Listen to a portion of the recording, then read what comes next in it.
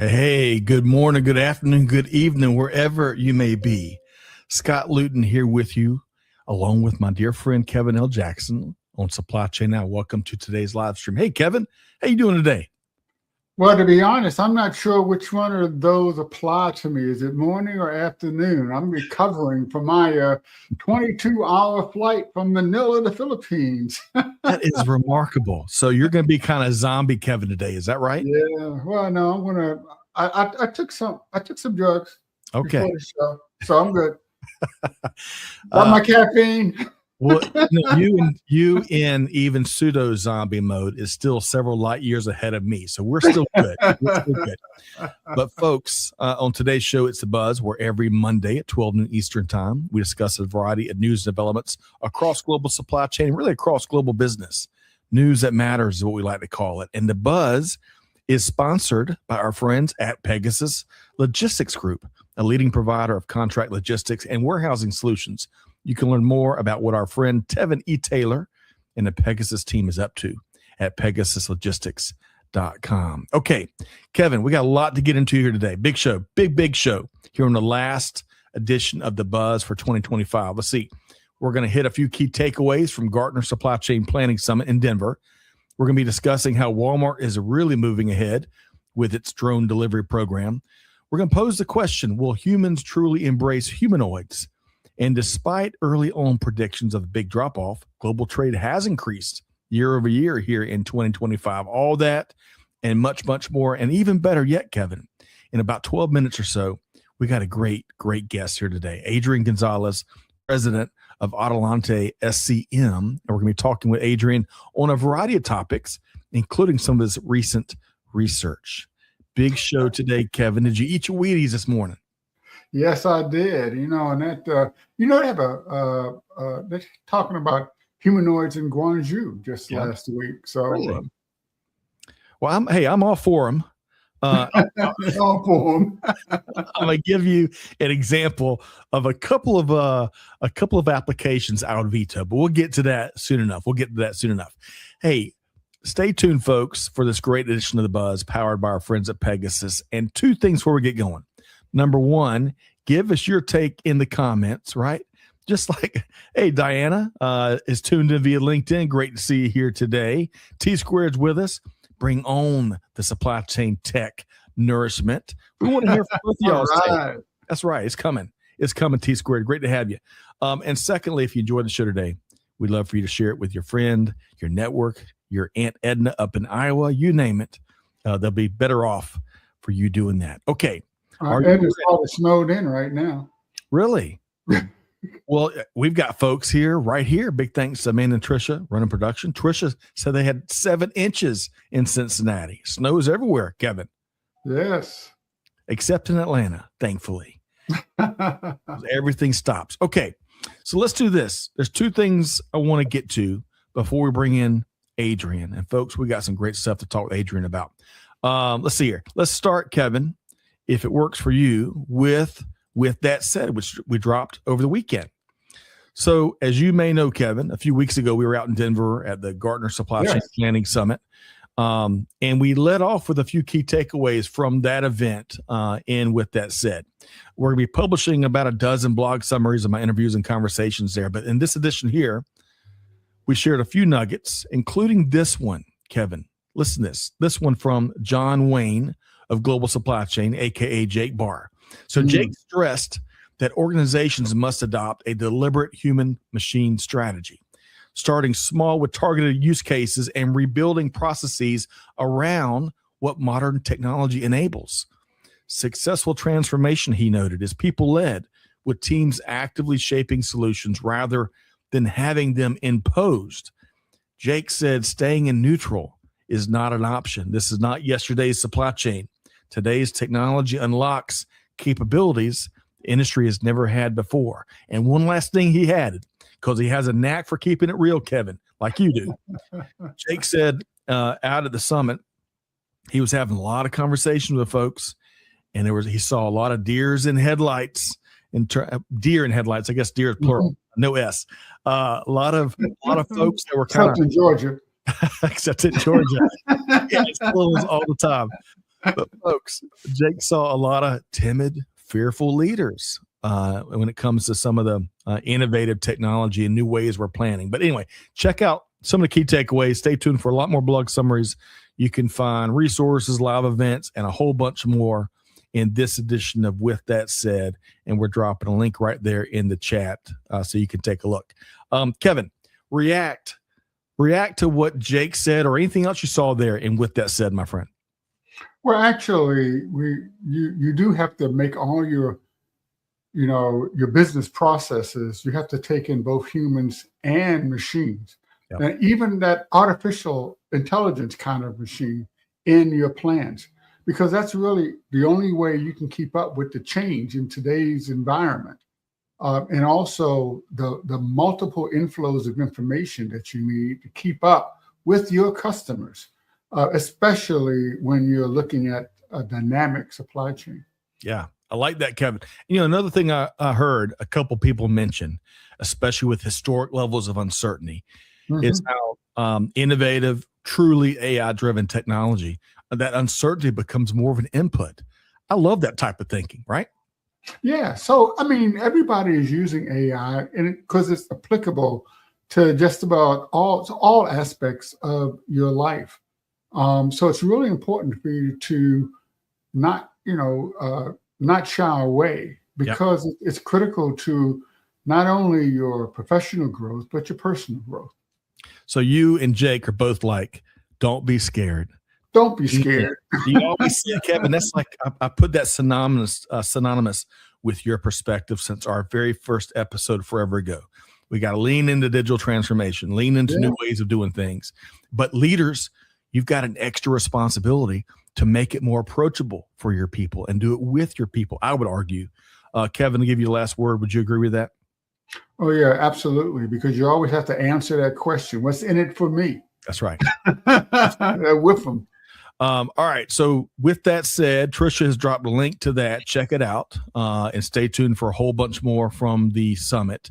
Also, the thing we closed with that said, Kevin, do you have your grocery shopping list ready? So, folks, a little context here. Check out, I was writing about some of the things Kroger's doing differently, and I just had to use this image. And if you're listening to this, it's a really poorly spelled vegetable list. How do you know it's poorly spelled? I mean, it's their reality. Well, folks, check it out. You have to see what we're referring to. You can find it With That Said, and it just illustrates for the 8th time why we need to lean into artificial intelligence. Humans are great at many things, but math and sometimes spelling, like me, may not be our strengths. Amin, via LinkedIn, great to see you here today. I look forward to your perspective throughout these topics. Okay, I think there's one more thing I want to hit before we bring in Adrian. And Kevin, you have been a part of some of the biggest advanced technology and digital transformation projects, and really in history, I would argue, here on Mother Earth and in the great beyond.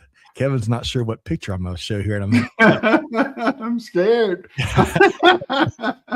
Kevin, like we like to regularly track how Walmart has continued to up its game in recent years. Now, their drone program, as reported here by Supply Chain Dive, has really taken a really big leap forward. Walmart has launched drone delivery from 6 stores in Metro Atlanta about a week or two ago. And in fact, they're launching drone delivery operations in the targeted new cities of Houston, Charlotte, Orlando, and Tampa. Now, as most folks know, you don't just buy a drone and flip a switch. These things go through all sorts of regulatory and operational clearances. In fact, we interviewed Beth Lippo, founder and CEO of Drone Express, which I think is DEXA now, last year on the show. She told us about some of this stuff. Mm-hmm. So, Kevin, your thoughts when you see what Walmart's doing, your thoughts here. Well, first of all, this is exploding nationwide or even globally. And when you think about the fact that, I guess in the article it talked about that Walmart could reach and offer the drone service to up to 75% of the area's population. That's a huge percentage. Yeah. And the the convenience to your customers, reduced cost, and reduced headache for those customers. But it is a shift, a new paradigm. Yep. And it reminds me of, back in the pandemic days where we shifted from physically going to stores to just to eat. Everyone shops now online. They get their food through DoorDash. Now this is another shift where, the drone is bringing everything to you now instead of the delivery guy. Yep. So this is just the next step on the ladder. Ladder to where? But hey, it's fascinating. It is fascinating. Very fascinating. I was down near Georgia Tech. It's been a few months, and this isn't the latest or greatest development, but I'm down there eating chicken wings and having a beer with a dear friend, and down the street goes a drone delivery, probably delivering something from DoorDash or something else. And it was navigating this intersection, right? And its proximity sensor, for lack of a better phrase, was a little bit overactive because a car passed further down the intersection, probably 300 feet away, and I swear that drone stopped for a second. What? It thought it was about to get hit. But folks, we're going to start to see this. We've been predicting this forever, and I love to see Walmart's going to learn all kinds of things with this next expansion. And we'll have to get an update on what Amazon, the big A, is up to with their drone programs. But Walmart's got the edge right now, Kevin. Would you agree? Yeah, absolutely. Yeah. Okay, folks, we have got a terrific guest here on the last edition of The Buzz for 2025. What an incredible year. We are delighted to bring on Adrian Gonzalez, who's a trusted advisor and leading industry analyst with more than 26 years of research experience in transportation management, logistics outsourcing, and other supply chain and logistics topics. He is the founder and president of Adelante SCM, a peer-to-peer learning, networking, and research community for supply chain and logistics professionals. I'm going to have to join that, Kevin. We'll learn more stuff. You probably also know Adrian from Talking Logistics, an online video talk show and blog featuring thought leaders and newsmakers in the supply chain and logistics industry. He also leads Indigo, a market research service that brings together a community of supply chain and logistics practitioners who share practical knowledge and advice with each other while giving back to charitable causes. Love that. Many hats. He is. Yes. Got a big hat rack. Very busy. And you're going to love his sense of humor. So I want to welcome in Adrian Gonzalez, president of Adelante SCM.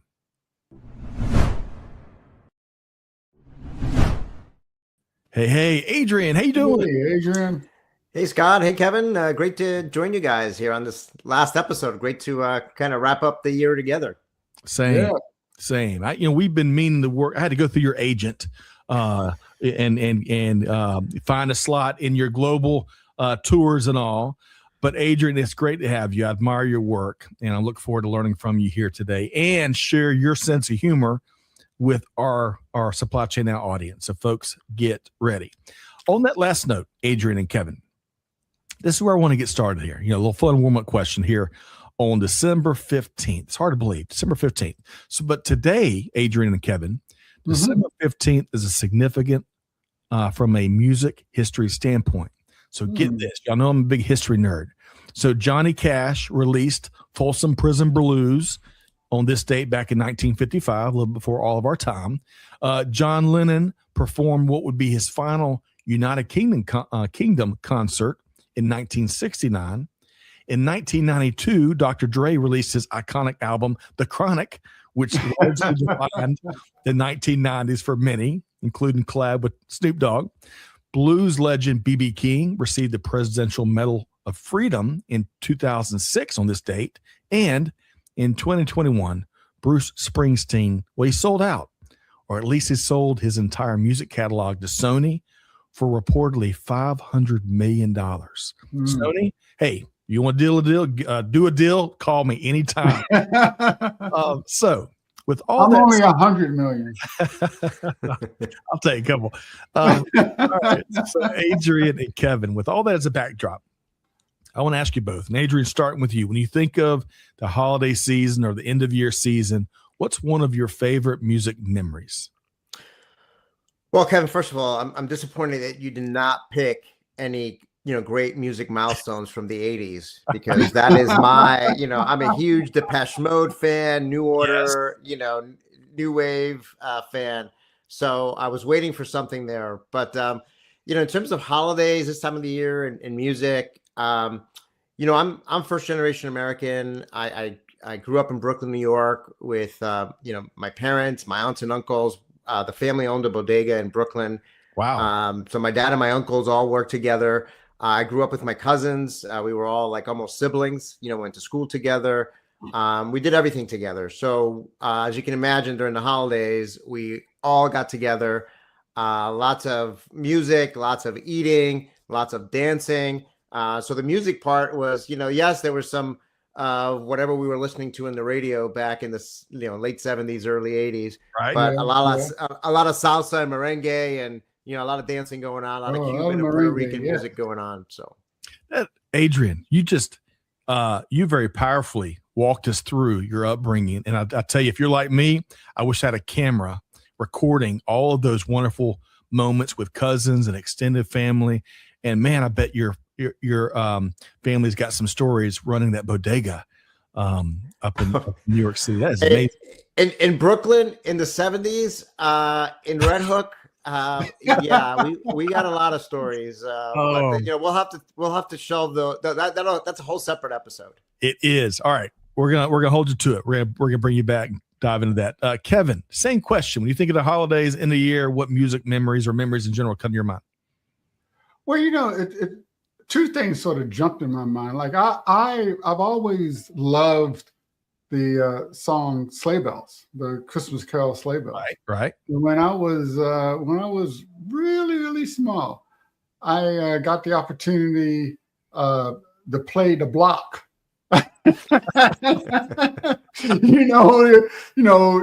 the end of Sleigh Bells, pop. Yes. Man, Kevin, that's an important part of that. That's the most important part of the whole song. So the song is not complete without it. Without the block, right? So I felt so important. It was in church. I got to play the block for Sleigh Bells. Love it. Well, Kevin and Adrian, I want to add one of mine to y'all's, and check out this piece of equipment here. So this right here, my grandparents on my mom's side had this in like a living room way back when I was a kid, and I'll never forget for several year stretch there when this thing was playing. It had Christmas music. It had the Chipmunks, their Christmas album. It had Perry Como. It had a lot of the older Frank Sinatra probably, and that now, Adrian and Kevin, I got this picture from eBay. That thing right there, which came out in the late 60s, will go for $5,000. Wow. Can you believe that? Wow. So clearly it was a special part of someone else's memories as well. And it probably weighs 5,000 pounds too. That's real wood right there. I tell you, no plywood. Okay. A lot of stuff to get into here today. Let's see here. Adrian, I mentioned some of your great work. One of the many, many moving pieces there is your weekly newsletter, right? Above the Fold. And this is from this little snip from your most recent newsletter. And what I did, Adrian, is me and Kevin kind of perused through that. And we took 3 stories that we want to kind of walk through. And then we're also going to get into some research here in the kind of the second segment. But for starters, let's see here. Let's talk about the USMCA. And folks, I'm not sure how long it's going to be around. We're going to see. As reported by CBC, the White House's leader on trade policy is suggesting that the USMCA may not be the best approach at governing trade across North America. U.S. Trade Representative Jamieson Greer said last week that when it comes to the future of the United States-Mexico-Canada agreement, which is up for renewal in 2026, that the administration is keeping all options on the table. Greer cited the differences in U.S. trade with the two countries as a key reason for possibly creating separate trade agreements rather than a unified approach. Now, Greer owes a report to United States Congress by January 2nd, indicating what the Trump administration's intentions are.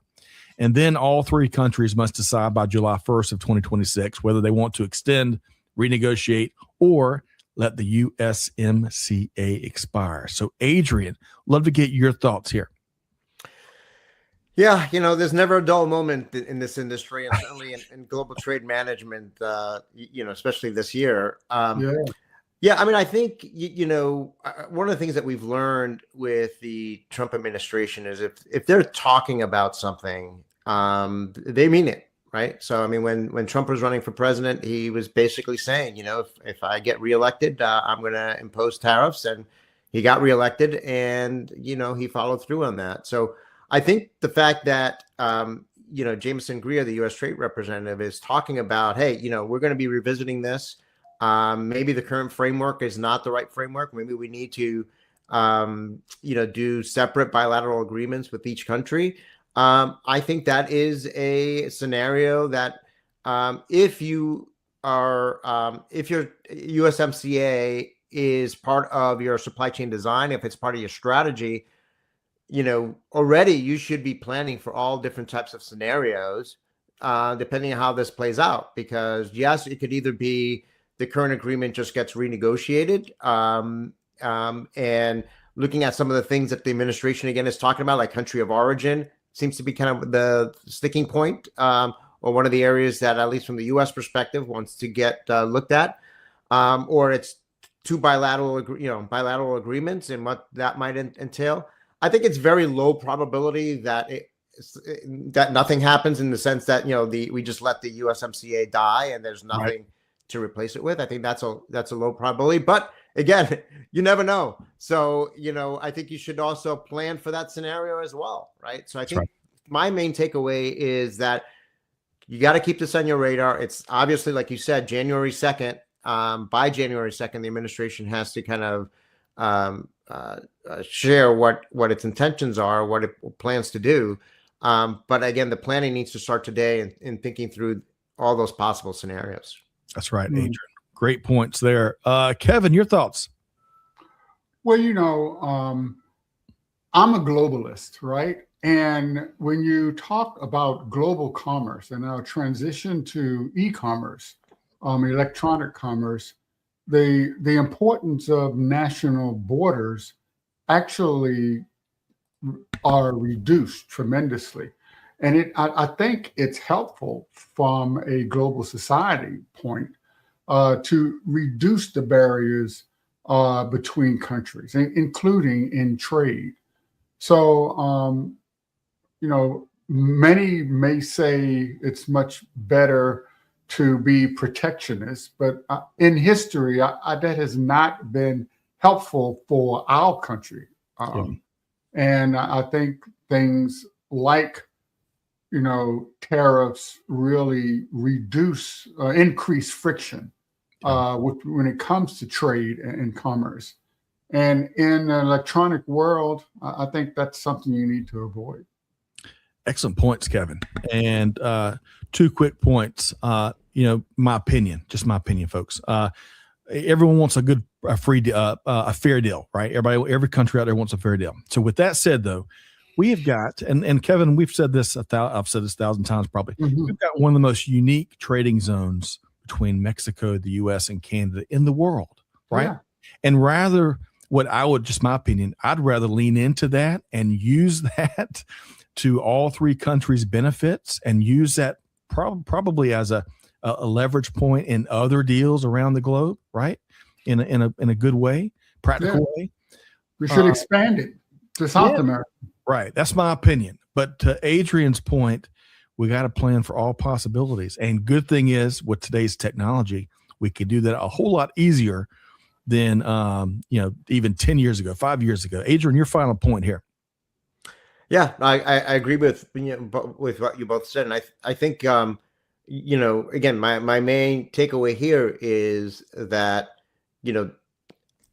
everyone's been focused on the tariff situation. Obviously, we were all waiting for the Supreme Court decision on the legality of that approach. So that's going to be one big thing that's going to probably come down relatively soon here. But I think this is another big item here because, like as you both said, the regional trading bloc that we have here with Mexico and Canada is hugely important for all three countries. Right. And I think that, finding the right approach trying to find a win-win-win approach is the right scenario here. But yeah, absolutely. You got to plan for all contingencies. That's the bottom line. That's right. That's for sure. Okay, let's move to a little easier topic. So I want to address a question that will continue to grow in relevance and importance in the years ahead. Will humans embrace humanoids? Interesting. I'd be curious to see what trade policies that humanoids might come up with. Who knows? Maybe we'll lean on that down the road. But Adrian, based on this really interesting Wall Street Journal article entitled "Humanoid Robots Finally Get Real Jobs," you posed several interesting questions to your Indigo supply chain research community to gain their perspectives in a couple different ways. And some of the key findings, let's see here. Adoption is low amongst the group, with only one respondent actively using humanoids in their logistics operations. That probably doesn't surprise too many folks yet. 63% of the folks you polled had no interest. 26% said they are exploring possibilities right now. That's cool. In terms of potential applications where humanoids would be a great fit, and I bet this won't surprise anybody, 65% said picking and packing. 62% said repetitive assembly tasks, and 38% said loading and unloading trucks.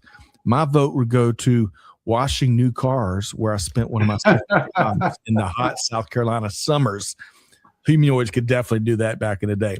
So, Adrian, if you would, tell us some of your key takeaways from the questions about humanoids you're posing to your community.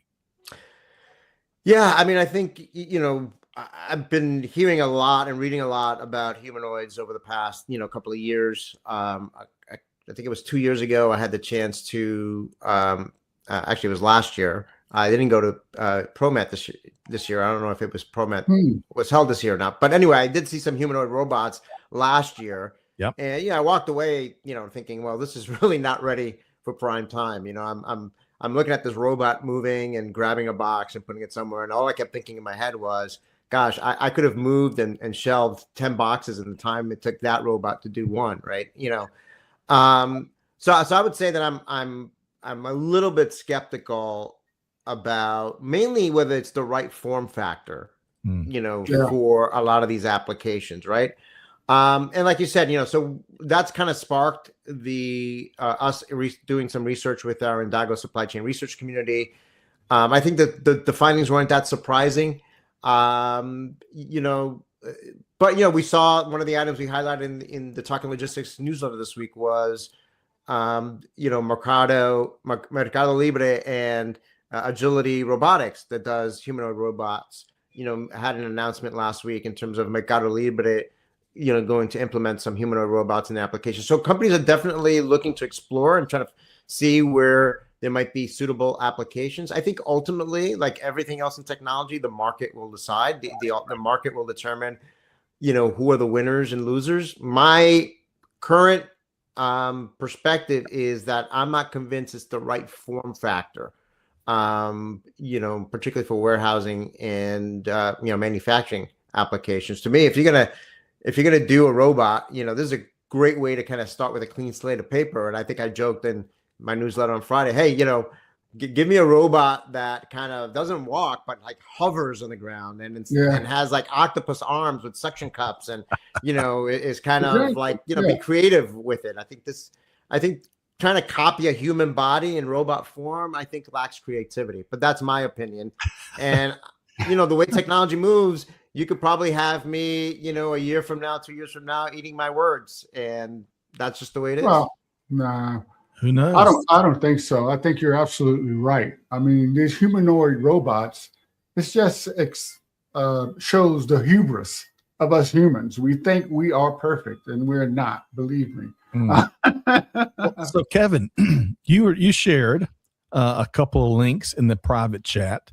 Yeah, that second link I think is best because they actually have multiple, but just recently in Wuhan they had a humanoid robot mall in China where you were able to go and just walk through all the different humanoid robots, and it makes you maybe you'd like it, but if you're going to have a robot, I'm with Adrian. You want to make it specialized to do exactly what it's designed to do to improve your business line. Humans, our form factor is just too generalized to be perfect in anything. We're not designed to be perfect. We're designed to be the generalist, right? That's what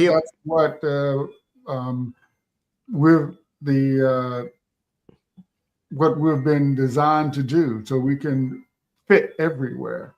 Okay, Adrian, you're about to add something else. I was just going to quickly say I was talking to someone who is very pro humanoid robots, and they used your point, Kevin, which I agree with. But they used your point to say that's exactly why humanoid robots have a promising future, because they're highly flexible. You can use them for one application today, and then tomorrow, if the business changes or everything else, right, that humanoid robot can be, one day they're picking and packing, and then the next day you can say, hey, you know what, now unload trucks, and that same robot can do both, versus having a very specialized robot or system that only does one thing very well. So, I think the verdict is out, and we'll see. We'll see which way it goes. That's right.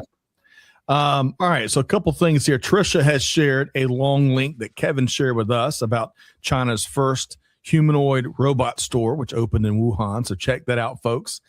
I'm going to also add, so Adrian and Kevin, I think it is largely inevitable. How quickly will we get there to where it's very prevalent and widespread adoption? We'll see. But as we all know, the technology is evolving so fast. But as Adrian said, the market's got to see value, right? Now, I would just add one more thing, Adrian and Kevin. I saw a video. I saw it on X, so it has to be right? It has to be real, right? But this robot, and we probably have all seen examples, right, where a humanoid, a bot of sorts, kind of goes sidebars, and it kind of goes off the ranch a little bit, right? And the human coworkers scrambled, right? So with that seared into my brain, going back to this Wall Street Journal article, there was one application it showed of a robot with some sort of baton, which I'm showing right here. I would veto. I'm not sure what that humanoid is doing with that big, long steel stick, but I would like to be in that application. Adrian, are you signing up for this? Or are you?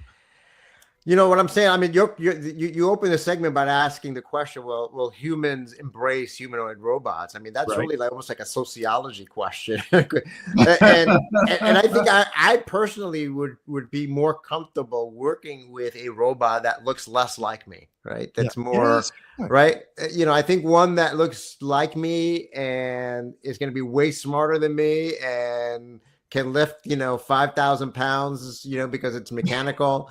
I don't know. I think that would, that would freak me out a little bit. So I'd rather work with robots that don't look human at all.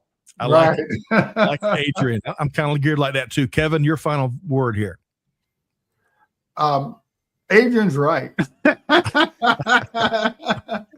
the easy answer. So Kevin, to give you a specific question, are you more apt to be willing to work with humanoids that look like us? Or are you more apt to work with, non-human forms, I guess?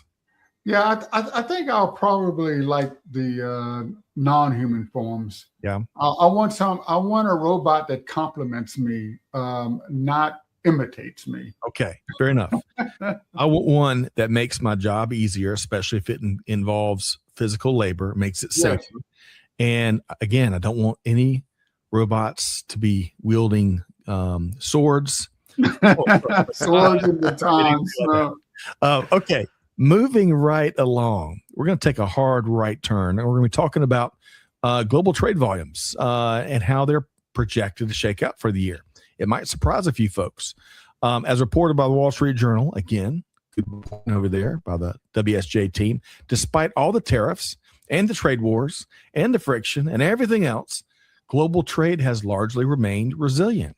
United Nations now projects global goods and services, all that trade, will reach $35 trillion in 2025. That's up 7% year over year from last year. Of course, reflecting not only higher volumes, which is ideal, but higher prices. So thanks a million there, trade war. The World Trade Organization had predicted this past April, was it 7 months ago, that world trade would decrease this year, which would be a bit unusual, not unheard of, but a bit unusual in modern history. It happened in 2009, thanks to the global financial crisis, and it decreased year over year again in 2020, of course, to hopefully the once-in-a-lifetime pandemic.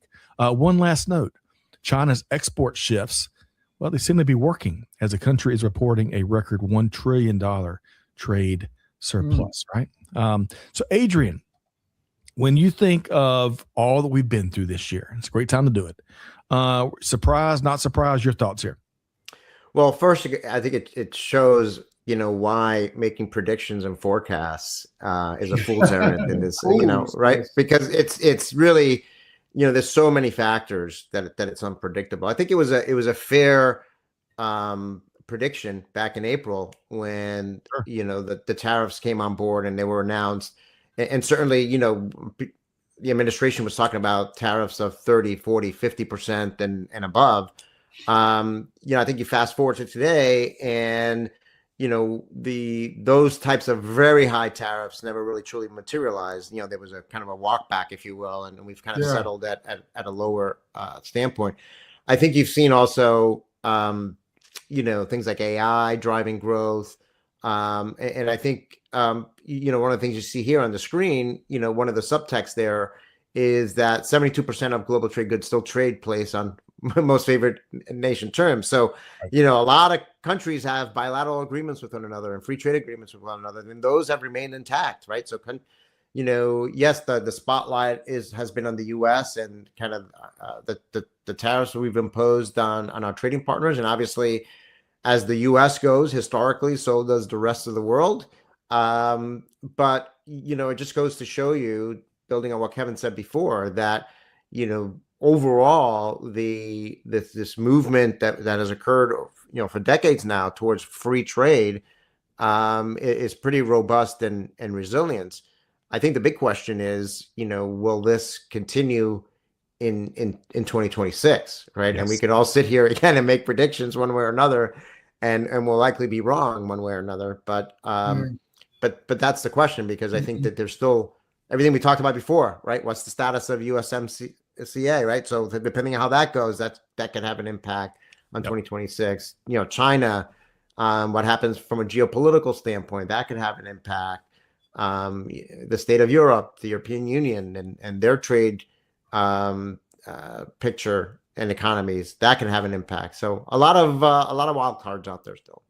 No doubt, Adrian. Good stuff there. And we'll all be wrong, some more than others, and what we're projecting for 2026. That's for sure. And usually it's me wronger than others. Kevin, your thoughts on global trade ebbs and flows? Well, the big changes make news, but when they start rolling these changes back, it's never on the front page. So that's typically what happens. Our quote leaders, unquote, want to make the front line or headline news. So they say things that are outlandish, that capture the public's eye. And then when they come to their senses, or others bring them to their senses, they have to change or roll back. It's never on the front page. It's on the bottom of page 3, right? And this is because everything happens in stages. There's a process. Nothing changes in steps. There's no step change in the world. Everything is gradual. And globalization, I think, is is something that's not going to change. It's just been too good for the world. It's been too good for our society. Yep. Two points I would add to what the great stuff you both have shared. Number one, I had a dear friend from the United Kingdom share this to me when I was at SAPIX in Cape Town a year or two ago. And he said, something I never heard. He goes, when the U.S. sneezes, the rest of the world catches a cold. I thought that was an interesting analogy that I guess a lot of folks have used. It was the first time I ever heard it. And Adrian, kind of parallels something you said earlier. And then secondly, and this is where I'd caution, and Kevin, you and I have talked about this a good bit throughout the year, really. All those reshoring announcements that they've rolled out in all different ways, they got to come to fruition, right? And my concern has always been that we use those announcements as proof that the overall trade policies that we've seen are working. And I would just caution everybody, until all those jobs get filled, until all those reshored operations are up and running and producing goods, that's not worth a whole bunch yet. And we've endured, in my opinion, a whole bunch of friction to get those announcements right now. But we shall see how it all plays out. Who knows? I could be completely not in the know. Okay, Adrian and Kevin, I want to share a quick message because, Adrian, we're going to dive into some great research you and the team have been doing, one of the many things you've been doing. But first, a big thanks to our friends, Tevin E. Taylor, Sheriff Taylor, as I like to call him, and the team over at Pegasus Logistics Group, who are powering the buzz all month long in December. Hey, when your supply chain demands strength and dependability, and don't they all do, you can trust Pegasus to get the job done well. Their contract logistics and warehousing solutions provide scale, reliability, and execution, all keeping your operations ahead of the proverbial curve. Whether it's kitting, inventory management, high-value storage, nationwide distribution, returns processing, those pesky returns, or complex project rollouts, Pegasus delivers precision, speed, execution every step of the way. Tevin and the team invite you to discover how Pegasus Logistics Group can strengthen your operation and deliver opportunity for your business. You can connect with them via the link right there in the comments. Thank you for that. Trisha, she is Johnny on the spot. I'm telling you, the fastest draw in the, I'll say the East, not the West. Trisha keeps us on track. That's right. Okay, so as I've been mentioning, Adrian, I want to dive into some great recent research that you and the team have been producing here. The latest one, the State of Digitization and Freight Forwarding 2025. And I've got a couple screenshots there from a really comprehensive piece of research. I was diving into it early this morning. So for starters, Adrian, would you give us some background on the research, if you would? Yeah, sure. I mean, this was a research project that we collaborated with, Magaya. If you're not familiar with Magaya, they're a leading provider of supply chain logistics software for freight forwarders. And they had done a study back in 2023 around the state of digitization in the freight forwarding industry, and kind of wanted to take another look at it. Like, has the industry moved forward with digitization? What were the factors that were driving digitization for freight forwarders? Which areas of the business were they prioritizing? And maybe what were some of the roadblocks and obstacles in the way of digitization? So we created a survey. We reached out to 71 leading freight forwarders and logistics service providers to kind of help answer those questions. We also did some research with our Indago supply chain research community, which are leading supply chain logistics executives from manufacturing, retail, and distribution companies, to get the shipper perspective, right? The customer's perspective, on all of this. So that was kind of the backdrop for that, and really, came out with a lot of interesting, some things that were very surprising, some things that weren't, but, overall, some good and interesting findings that have driven a lot of conversation this past year. Adrian, absolutely. And folks, you can check it out. Trisha just added the link right there in the chat. It's easy to download. You don't have to go through 3,000 fields. Adrian, really appreciate you and the Magaya team for making it really that easy. Kevin, before I ask Adrian to kind of expound on one of the key themes, digitization, Kevin, as the world's foremost digital transformer, I bet it makes your day to hear digitization in the freight industry, huh? It's all about data, isn't it? Right? Understanding that data and more importantly, determining what data is important to your business process. And I think that's what we're seeing in this study, the importance of data and the fact that companies are really honing in on the important aspects of data, what's critical to their processes. Yeah. Tidal wave of information is at our fingertips, but we got to pay attention to the right bits and pieces, right? What's relevant, what isn't. It's like the old sixth grade, I'm picking a year, sixth grade math problems when they give you like 5,000 pieces of information, but you only needed 3 to solve the problem. Well, there's a supply chain analogy there. Adrian, one of the key themes that emerged, and I love this, Kevin, it parallels some of the things we've talked about for years. Shippers are no longer impressed by digital capabilities. They expect them. Adrian, expound on that.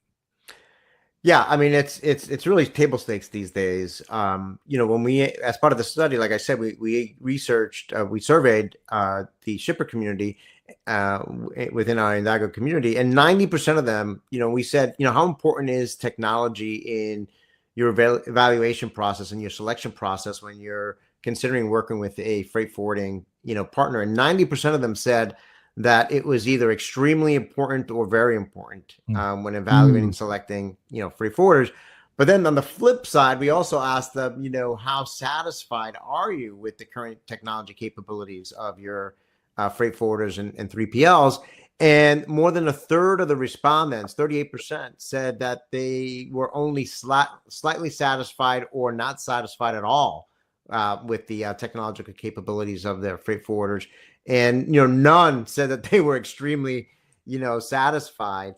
So, I think the implication of the bottom line is clear. I mean, freight forwarders and logistics service providers that, fail to meet the technology expectations of their, shipper customers, kind of risk losing business moving forward, while those that are up, meet or exceed those expectations are, positioned for growth. Yeah.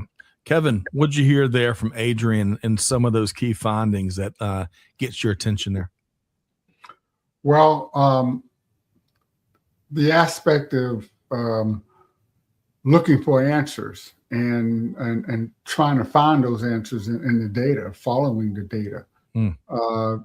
Data-driven decision-making has always been there as like best practice across any industry. And it's even more important when you're talking about supply chain and freight forwarding. That's right. Just to build on that, Kevin, real quick, we were talking about, the importance or the need for companies to plan around different scenarios around what may or may not happen around USMCA.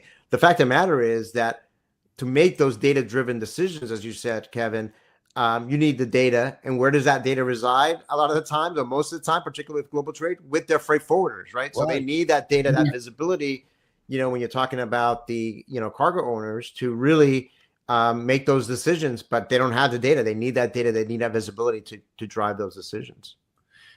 Adrian and Kevin, I'm stating the obvious here, but, we hear real time and it's become almost cliche, but we're not.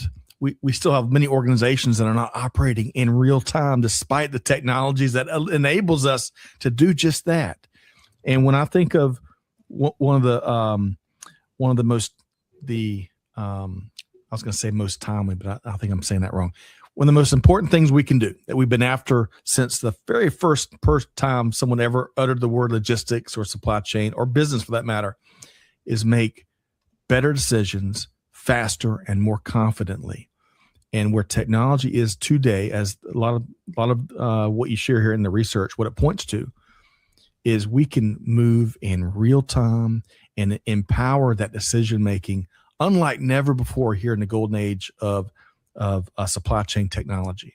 And it's an exciting time. But Adrian and Kevin, to pull out what Jake Barr said earlier on the front end, we can't be a deer in headlights. No, act. And change is still tough, even when you're moving to a incredible solution that enables some of the things that we're all talking about.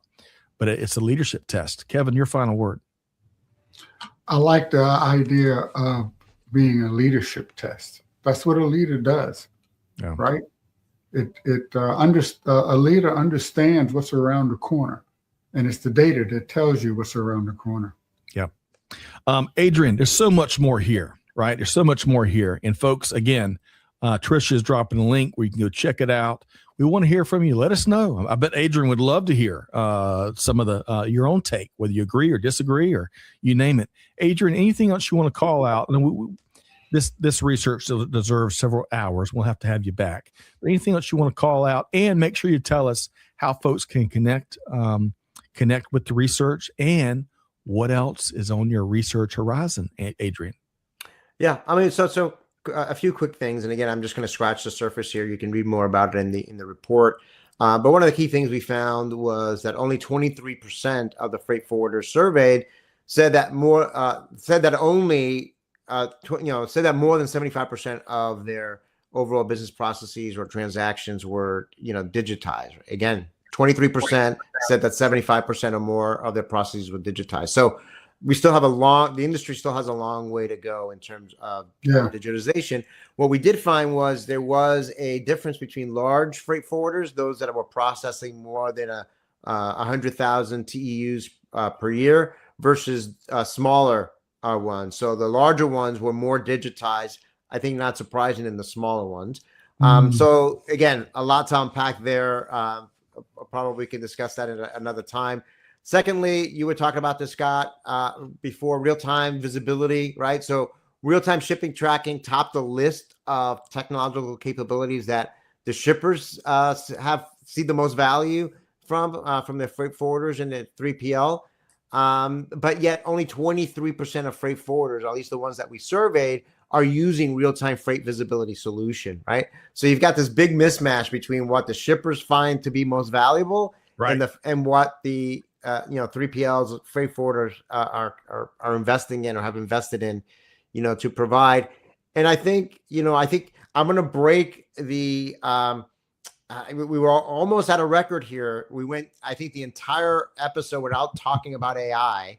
I'm going to break that record now. I'm sorry. I don't know if you were trying to, get through this whole episode without AI, but one of the things that we did find, because we explored that in the research, was that larger freight forwarders were much more likely to invest in AI this year than smaller ones. Overall, 18% of the respondents said that they were very likely to invest in AI this year, and 33% said that they were somewhat likely, and only 7% said that they were very unlikely. So I think that's a positive thing. I think you see the industry kind of exploring this. Again, you saw a mismatch, different trends between large freight forwarders and smaller ones. We did some follow-up research on this. So it was another report that was published in the middle of the year called "Freight Forwarding at a Crossroads: Preparing for the Road Ahead," where we kind of took some of the results of the report we're currently talking about and kind of explored some other questions a little bit more deeply with an eye towards 2026. And for large and small freight forwarders alike, the biggest concern and challenge that the organizations have about AI, what do you think it is? The biggest concern or challenge that freight forwarders said that they have around AI? Cybersecurity concerns, or that's a great one. Yeah. Their people, right, and how their people perceive. So very related to that one, the answer was lack of internal expertise or understanding, right? So I think this points to the need for freight forwarders to upskill or reskill their employees and to bring in talent or upskill their employees to have the talent to understand the technology and how it can apply to their business. So again, all of that was covered in kind of the follow-up report, that research report that came to that original one. Hey, I'm not surprised that dichotomy that you had between the large freight forwarders and the smaller freight forwarders, because in order to enable AI, you need that data. Yeah. So it's the large companies that have the data that they can implement and use and leverage that data. And it's the smaller companies that see that as a huge challenge and a huge mountain that they can't overcome. Well, Kevin, I need to take just a second and look up what a dichotomy means. Let me. But the cool thing is, and in true democratization fashion, the technology is there for organizations of all sizes, right? Yeah. Small can compete with big and mighty in incredible ways here in 2025 and now soon to be 2026. But what's the so what? Here's one of them I'd call out, Adrian and Kevin, because this is right here in the report. You quote an executive that says, quote, "We have some logistics partners who have best-in-class technology, while others lag behind with limited visibility and delays in messaging. We're actively working to rid ourselves of the latter," end quote. Folks, that should be in flashing lights, right? Your team should talk about that, because that's one of the big risks of not leaning into where technology is in 2026, really. All right, so Kevin and Adrian, gosh, time has gotten away. I want to how's your clock there? I need to bring on an atomic clock. We may go over just a couple of minutes. Let's see here. Diana says change management. That's a good one. Going back to the question Adrian was asking. Change management of technology projects for sure. And by the way, Raja Shaker, great to see you again via LinkedIn. Love to hear your thoughts. Adrian, how can folks, I want to make sure folks know how they can lean into this, other research you produce, how can they track you down, Adrian Gonzalez? Yeah, so probably LinkedIn is probably the easiest, right? So feel free to, find my LinkedIn profile, connect there. Talking Logistics, talkinglogistics.com. You can go there, subscribe to our newsletter. And so those are probably the two ways that most people connect with me. Outstanding. And we're going to make it even easier. You can connect and follow Adrian Gonzalez right there on LinkedIn. Check that out.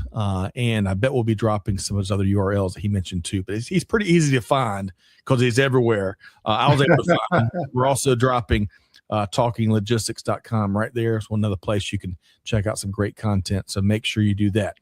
All right, Kevin, before we ask you how folks can connect with you, I'm going to take a hard turn one more time. There's too much to talk about here as we start to wrap up an incredible year. Folks, I got in real time, we were talking about just that a second ago, our team got our hands on a snapshot of Kevin L. Jackson. No, his real job. There he is, Kevin. Kevin L. Jackson. He's solving interplanetary challenges right there. Kevin, kidding aside, I love, a lot of folks may not know, one of your many stops in your career, your journey, was working with NASA, right? On the Pluto. New Horizon mission. Pluto. That's right. Yes. But really quick, when you think about the topic of freight on the final frontier, share one recent supply chain development that's on your radar right now. So actually, I'm doing a lot of different things that are connected. And one of them is a new Institute for Digital Asset Innovation, where it's using real-world asset tokenization to help provide capital to the space economy. Wow. And one of the companies we're working with is called Space Phoenix. And talk about logistics, their tagline is Space Phoenix is the FedEx for low Earth orbit. So what they are doing is making it easy to use the asset of zero G to produce things like pure crystals for semiconductors, or to grow corneas for eyes. So they are going to have their first launch in 2027. So we're working with them to provide capital, not only where you can invest and get a share of their future profits, but also you can buy a token to get a ride to space. Really? Yes. All right. That's really cool. I'm going to check out this Baltimore-based innovative business, Space Phoenix, and Trisha, as she has been on the money all buzz long. Yes. Drop a link right there. And T-Squared, upskilling and reskilling. That's going to be, it has been, but it will more emphasis, kind of going back to what we were talking about with Adrian earlier. Organizations are going to have to get even more serious and deliberate and invest in upskilling and reskilling the workforces so that they're in position to find success with emerging innovative and cutting edge, bleeding edge technologies for sure. Okay, I hate to leave it here. We know how to track down Adrian. We put his information out there. Kevin L. Jackson, where can we find you? Yes, you can always find me on LinkedIn or on X at Kevin_Jackson, or right here on Supply Chain Now. That is right. I feel like, and Trisha's dropping your LinkedIn right there. I feel like between Adrian and Kevin, man, if y'all could stick around for another hour, we'll really solve the trade wars. We'll solve technology challenges. Y'all are quite the 1-2 punch, Adrian. And those humanoids. Yeah. Those pesky humanoids. That's right. That's right. Just no batons. All right.